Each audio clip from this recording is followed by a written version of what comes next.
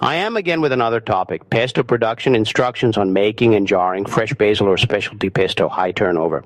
That's a fantastic guide I have there. It's super thorough for a commercial setup. Let's make it feel more like we're chatting in a kitchen, keeping all those pro tips.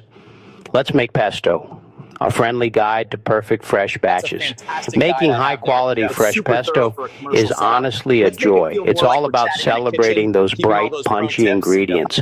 Whether you're whipping up a giant batch of classic Genovese or getting creative with a specialty blend, following these steps will guarantee vibrant color, incredible flavor, and excellent shelf life.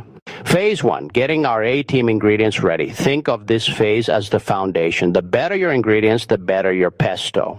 Period. 1, the flavor core. What we need, we're going for a high turnover product, so freshness is everything. Basil or your leaf of choice.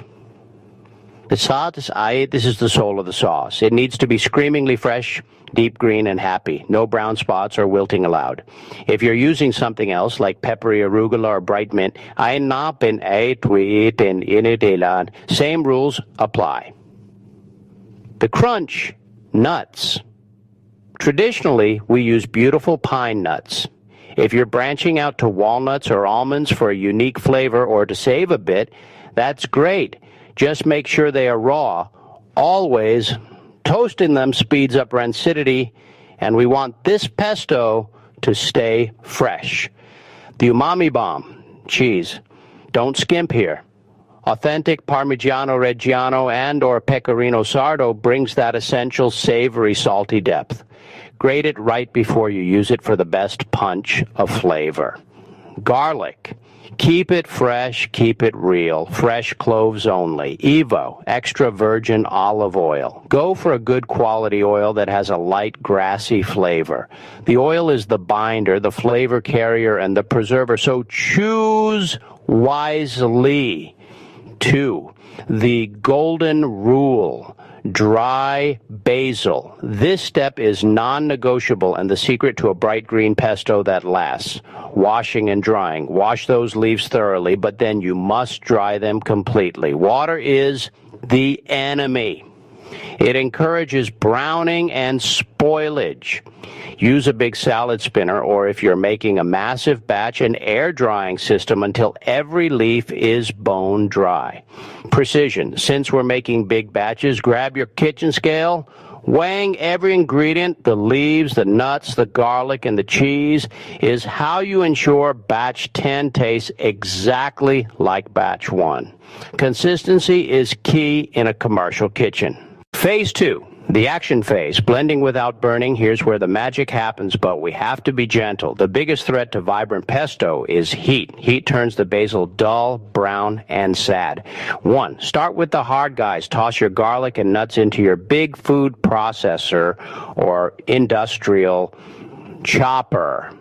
Give them a few quick pulses. We're aiming for a coarse, slightly chunky paste to break them down and release those oils before the delicate basil goes in. 2, introducing the basil, the cool down. Add your perfectly dried basil leaves to the mix. Blend in short bursts or on a continuous low speed.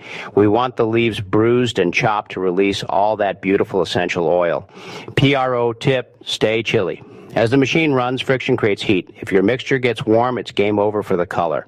Commercial kitchens often use chilled mixing bowls or even add a tiny measured amount of ice water or an inert gas like nitrogen to keep that brilliant green locked in. 3, cheese and emulsification. Add the cheese last.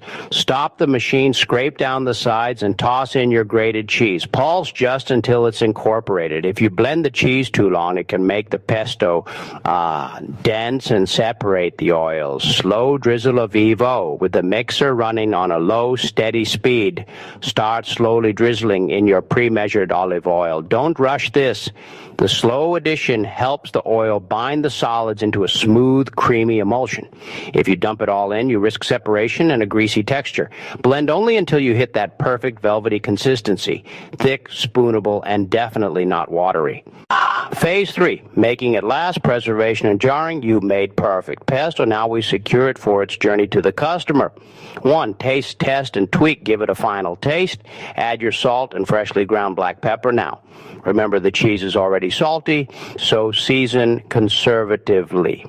Adjust consistency if needed. A tiny splash more EVOO if too thick, or a small handful of reserved nuts or basil if too loose. 2, jarring and the seal. Fill your sterilized glass jars quickly and neatly, leaving a small headspace at the top. Tamp it down, gently tap the jars to remove any trapped air bubbles. We want only pesto in there. The crucial oil cap, pour a thin continuous layer of pure EVOO, about 1/4 inch, over the surface of the pesto in every jar to seal out oxygen and prevent browning and mold. 3, chill out. Seal the jars tight, label clearly with the ingredients, production date, and the mandatory keep refrigerated instruction. Immediate cold storage. Get those jars into a very cold refrigerator, ideally between 0 and 4 degrees Celsius, right away to stop enzymatic activity and lock in color and flavor. And there you have it, perfect, vibrant, commercial-grade pesto ready for your high turnover demand. Thank you for watching. May I request you to subscribe my channel and help grow the channel. Have a good day.